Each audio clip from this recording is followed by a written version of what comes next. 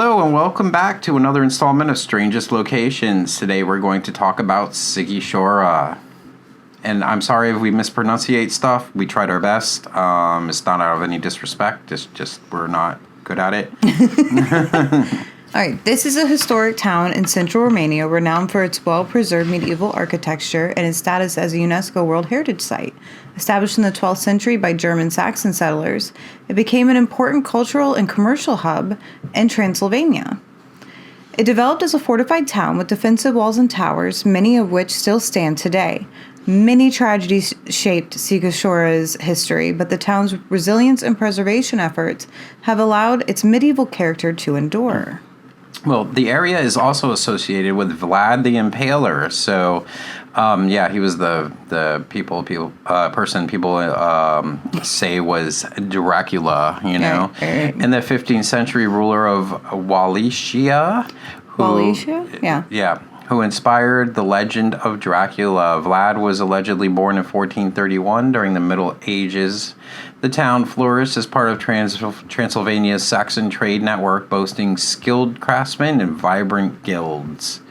Castle Vlad Dracul is where Vlad the Impaler was born. Vlad's birthplace is a local attraction now. You can visit and even see the room he was born in. I don't think there's anything paranormal about it. I just thought it was interesting to note. That is pretty cool. He's legendary, for killing so many people. Mm-hmm. The clock tower is marked by political intrigue, executions, and battles. According to the local legends, a judge from the medieval times is said to haunt the tower. According to the story, he condemned many people to harsh punishments, often under questionable circumstances. After his mysterious death, his restless spirit reportedly remained trapped within the walls of the tower, and visitors sometimes claim to hear faint murmurs or feel a sudden chill. The clock mechanism installed in the 17th century was once connected to a set of bells that played tunes marking significant events. According to legend, a bell maker who worked on the clock mechanism was so devoted to his craft that he worked himself to death. That's sad. Yeah. His ghost is said to wander the tower at night, keeping vigil over the clock and its mechanism. At night, some locals and tourists have reported seeing eerie flickering lights in the window of the tower where no one is inside. Oof. Yeah, that's not cool. This was given rise to speculation about ghostly activity or hidden energies in the ancient structure. The clock tower is also overlooks a site where public executions were carried out during the medieval times. Some believe the cries of those executed can still be heard late at night, especially during stormy weather. It's kind of weird, right? And medieval executions were no joke. Right, yeah. Yeah.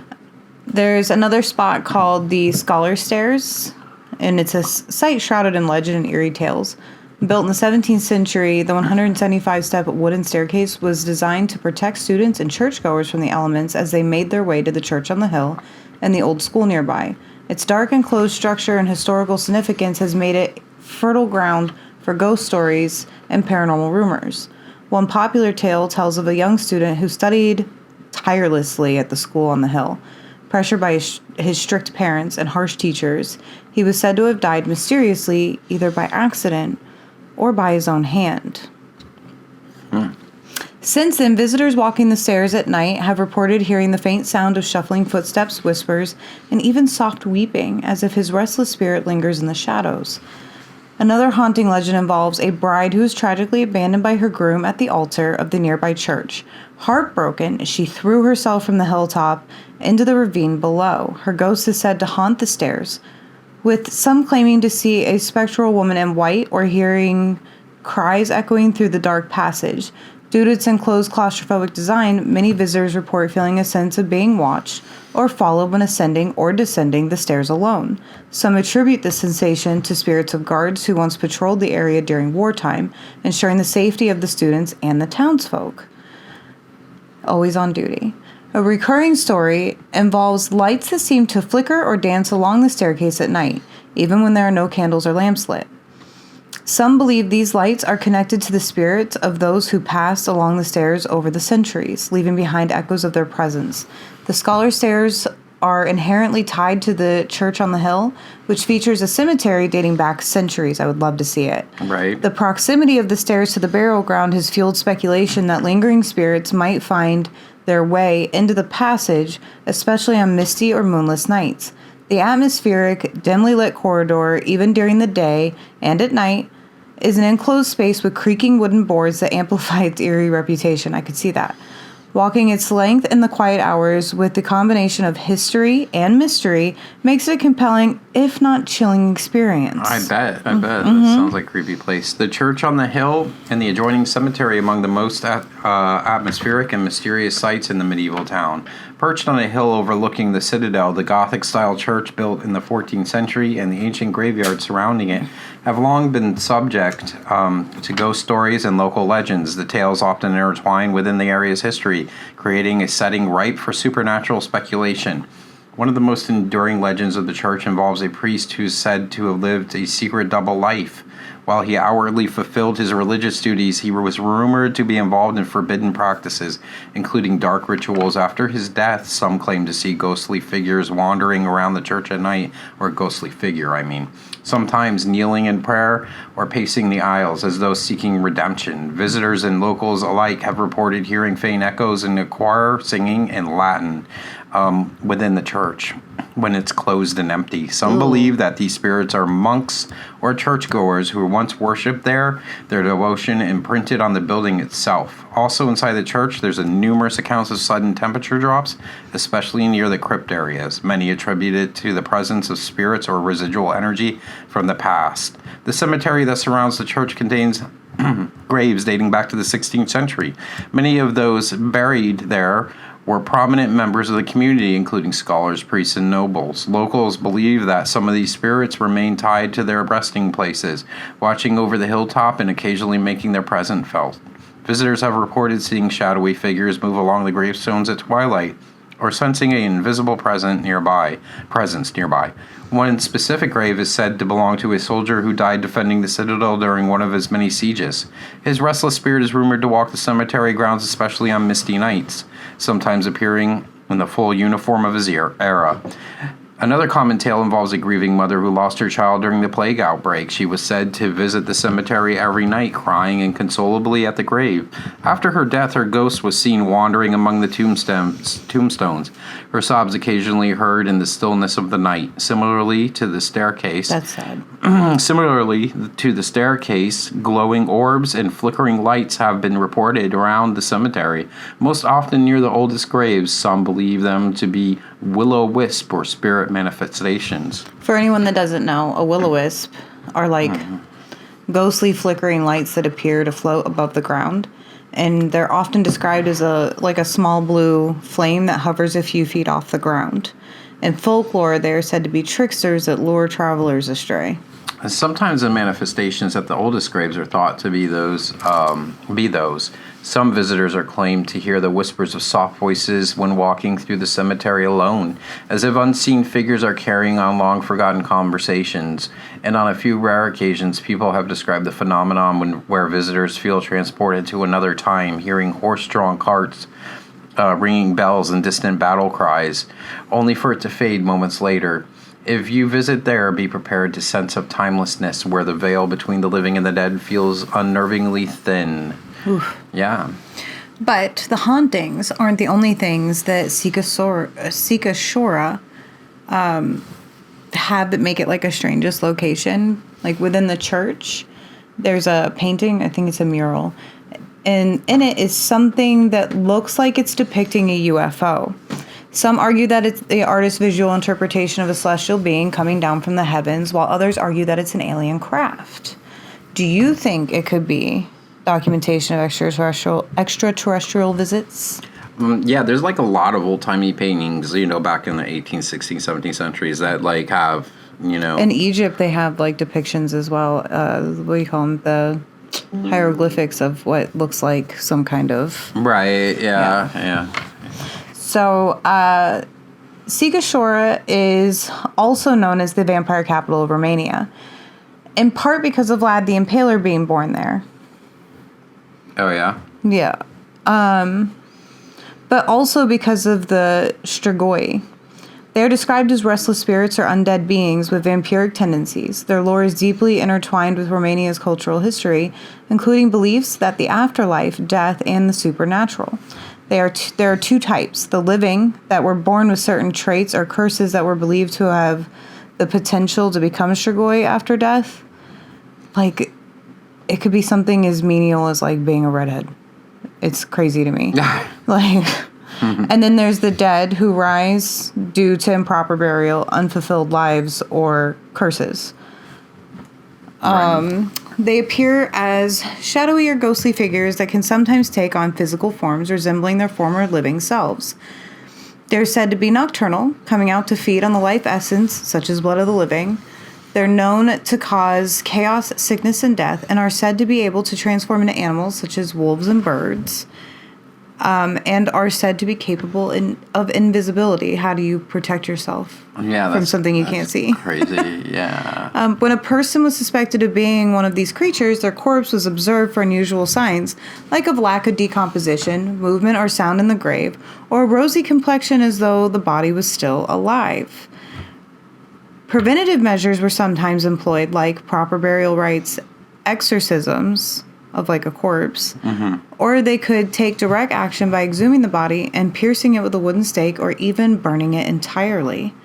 It's very similar to like just regular vampire lore. Right, yeah. It's not only Transylvania though. That goes back to the old country in Italy and all the other countries around there. They use Strigoi as a vampire. I believe that's I don't know, like coordinates with the vampire legends. Yeah. Right. I've also seen where they've found skeletal remains with like the scythe over the neck of the person that passed to prevent them from rising. Oh, wow. Yeah. Well, one of the most enchanting and mystical folklore stories is of the Sanzini. The Sinzian. Sinzian? Is that how you say it? Sinzian? Sinzian. Ah, sorry. Rooted in pagan traditions and later adopted into Roman Christian customs, the Sinzian are magical beings associated with love, fertility, and the midsummer solstice. Sinzians are magical beings associated with all those things I just said, love, fertility, and the midsummer solstice. Their presence is celebrated annually on June 24th during the night of the Sinzian. Sinzian, that's what I said. I'm being annoying, but you keep putting an E in the middle. It's Sinzian. Sinzian, yeah. Yes. A time steeped in mystery and supernatural occurrences. They are believed to be beautiful, ethereal fairies or maidens who dwell in the meadows and forests, particularly near wildflowers. Interesting. You know, they probably say this completely different in Europe. They probably say it like Sinzian, you know, and we're just like... I'm doing my best. Butchering it, okay. You know. But they are said to possess magical powers, including the ability to heal, bless, and bring good fortune. That sounds pretty cool, right? That's great. Yeah. One night on the night of June 23rd, including... into June 24th, they are said to descend to earth to dance and sing, leaving the fields blessed with fertility and abundance. The name is thought to derive from Latin origins. The legend of the Sinzian takes a uniquely haunting and romantic flavor due to the medieval town's mysterious ambiance. Ooh. So, the local tales often depict encounters of the Sinzian near the Church of the Hill, the Scholar's Stairs, or in the surrounding forested area. It's said that on the night of the Sinzian, golden lights can be seen flickering in the fields and hills surrounding Sigishora, especially near the cemetery or the outskirts of the citadel. These lights are believed to be the Sinzian's fairies dancing in celebration. Witnesses who stumble upon the mystical dance risk being enchanted or lost forever. I'll be enchanted, it's fine. While the Sinzians are known for bringing blessings to those they favor, they are also said to punish those who disrespect nature or the sanctity of their night.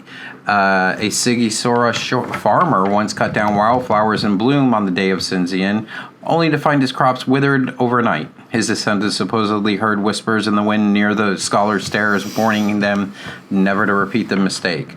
A common tradition is for young women to make crowns from wildflowers, especially yellow Sinzian flowers, and throw them on rooftops. If the crown stays, it's a sign of impending marriage or good fortune. The custom is still practiced in some rural parts of Transylvania today. Another romantic legend involves lovers walking hand in hand on the night of the Sinzian. If they hear the soft singing of the fairies and feel a warm breeze, it's a sign that their love is blessed. However, if the wind is cold and they hear whispers of laughter, it is said their union is doomed. On the morning of June 24th, it is said that dew gathered from the meadows contains a magical property. Locals believed it could cure ailments, bring beauty, or enhance love spells. Some Could. legends You don't know. claim that the Sinzian open a portal between the mortal world and the spirit realm on their night. In places like the church on the hill or near the cemetery, this veil is especially thin. And those wandering alone at night may encounter more than just fairies. Even today, the legend lingers in Sigishora's residence. The night of the Sinzian is a reminder of deep connection between the people, the land, and the unseen forces that shape their lives. If you're ever in Sigishora on June 24th, listen closely to the wind, admire the wildflowers, and tread carefully. You might find yourself touched by a magic of a Sinzian. So they sound like fairies, basically, you know? Mm-hmm. Very cool. I want to meet one, you know? I'll go dance with him. If I get taken, I get taken. It sounds like a great time. Why is it a him? It could be a girl. I didn't say him. You said I'll go dance with him. I said them. Oh, okay. Good Lord. I'm jealous. Oh my God. In Romanian folklore, there is also the Leloli, often described as malevolent female spirits, sometimes akin to witches, ghosts, fairies, or nymphs, depending on the regional interpretation. These nocturnal beings are said to inhabit remote places like forests, mountains, and abandoned ruins. While they can appear as beautiful women, their true nature is often terrifying, with wild hair, glowing eyes, and unnaturally long limbs. I think I went to school with a few of them. They're said to prey on unsuspected travelers by luring them to their lairs with enchanting voices or illusions, only to ensnare them in deadly traps. One well-known tale from Sigishora tells of a young man who, while ascending the scholar stairs late at night, heard a woman sobbing. When he approached, he saw a beautiful figure in tattered white robes.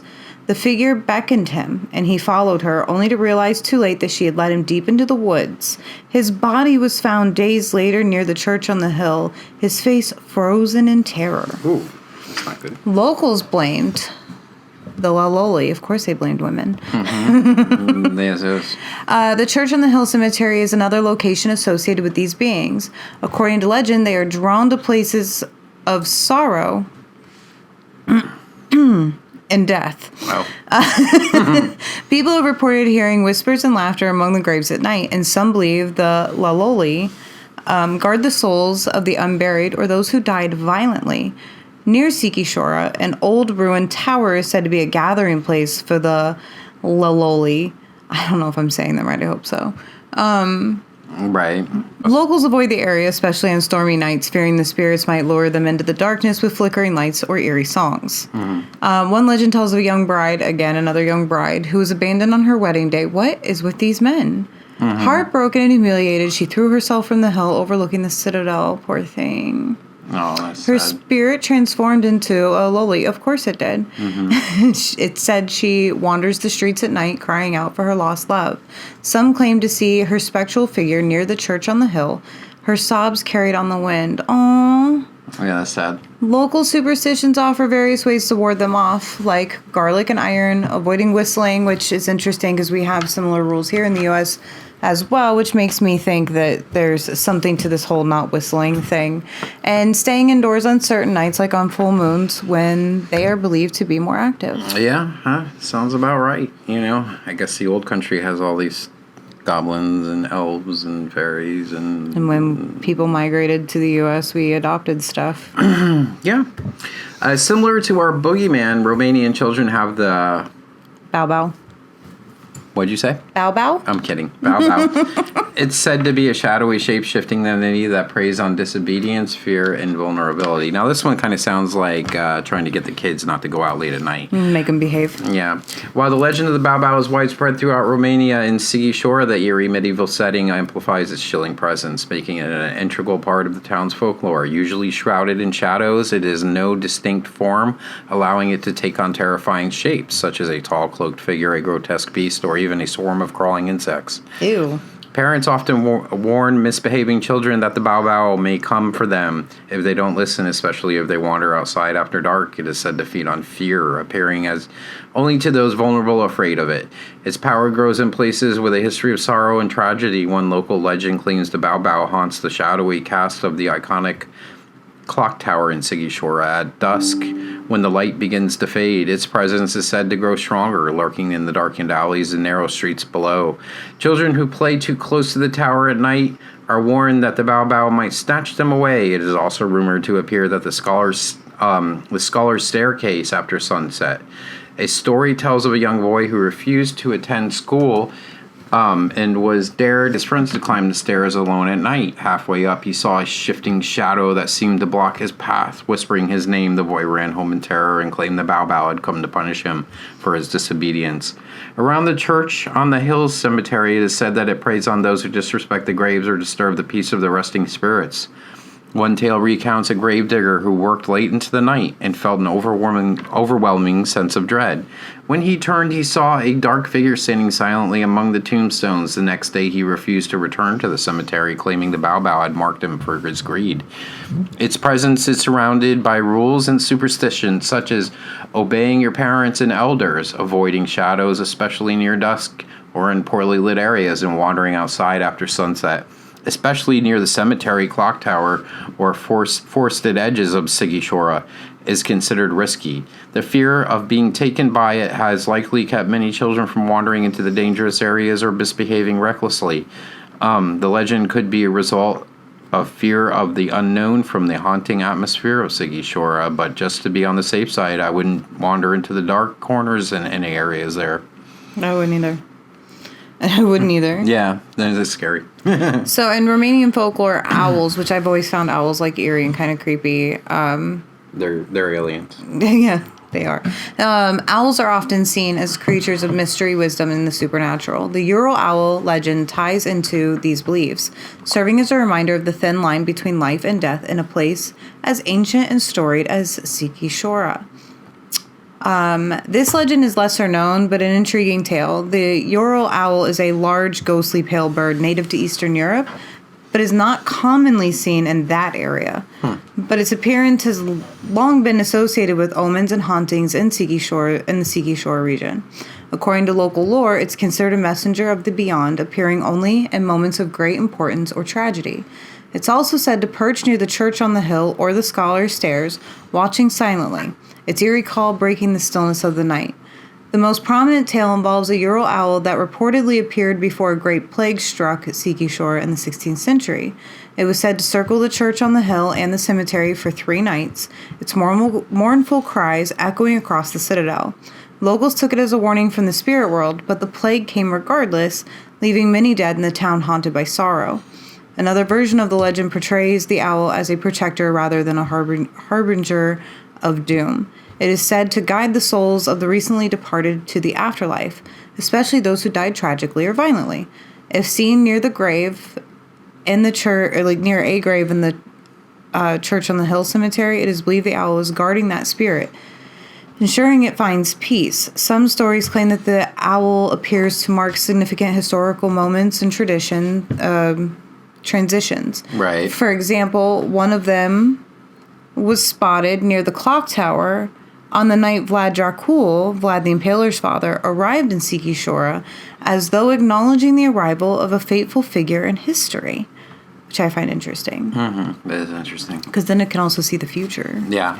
A more supernatural version of the legend suggests that the owl is not a bird at all. Oh. But like a spirit of a witch in disguise, appearing as an owl and watching over the town, sometimes bringing warnings or punishments to those who have wronged others. Although rare, sightings of the large pale owl in Sikishore has been reported over the centuries, often fueling the legend. Locals and visitors have described hearing the owl's distinctive hoots. Yeah. At night, followed by inexplicable sense of unease. Right. Go ahead. Sorry. They've spotted the ghostly white bird flying silently across the sky near the cemetery or church, only to vanish into thin air. Huh. And experience instances where the appearance of the owl was followed by unexpected deaths or misfortunes, reinforcing its reputation as an omen. Wow. Yeah, owls are usually like portrayed as like wise, you know, like the wisdom moniker there. Who? The owls, they're portrayed as wise, you know. Who?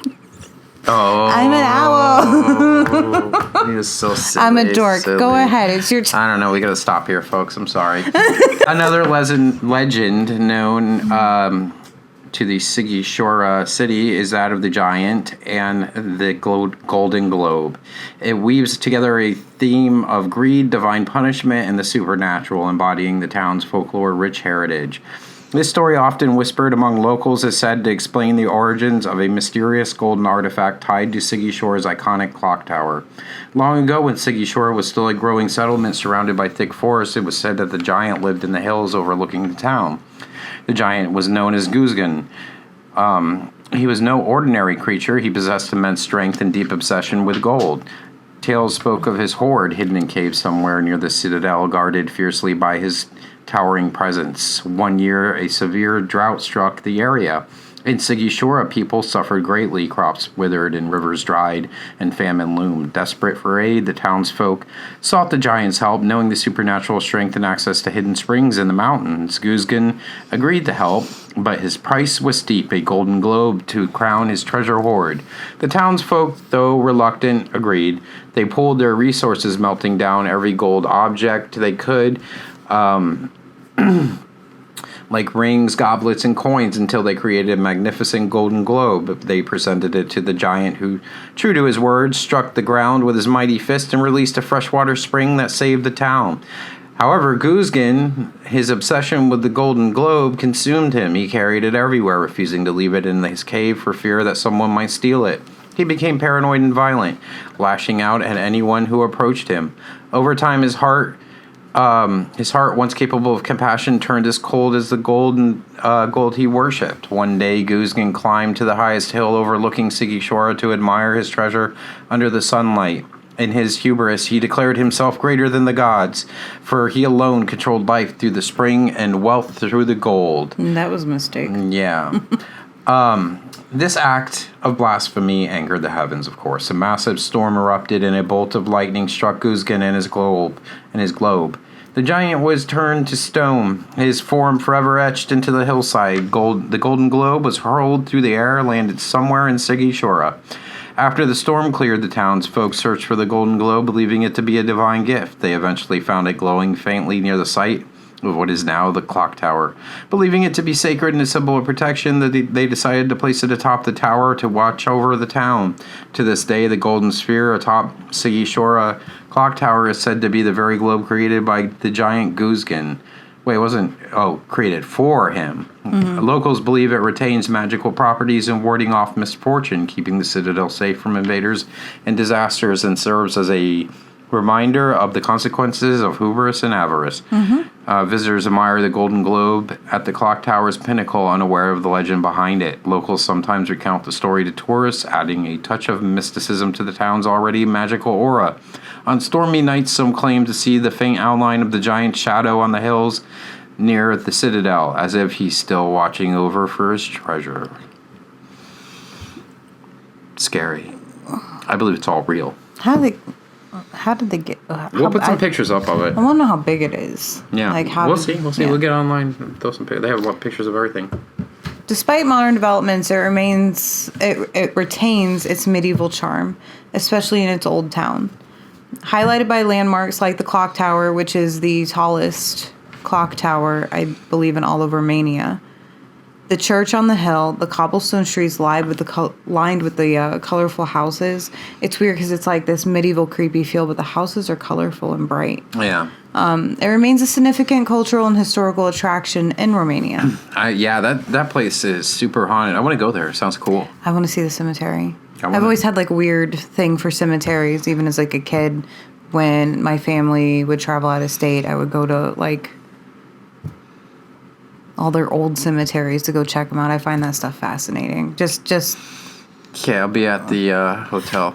I also really like covered bridges because I'm weird. I think the Bao might get you if you go to Bao? Yeah, he'd be like, I don't like you at my cemetery. Well, you said like it was like for kids, but there's that gravedigger that was like the Bao tried to He get just me. saw a ghost in the cemetery, and he's like, I'm outie.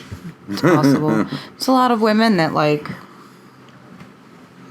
I don't know about the men in this area, but these women keep getting left at the altar. Yeah. Yeah, that's old-timey stuff, though. And now Weird. they're all, like, vengeful and angry. Yeah, they get mad. They get mad. I don't blame them. Cut it out, guys. Yeah. All right, well, that was a strange location. I loved it. It was great, didn't you? It was a good one. I got, like, hyper fixated on it, so I'm glad that we were... Sorry it's so long. I was just... Longer, I wanted to get everything in there because it's good. It We'll was see a good you next one. time.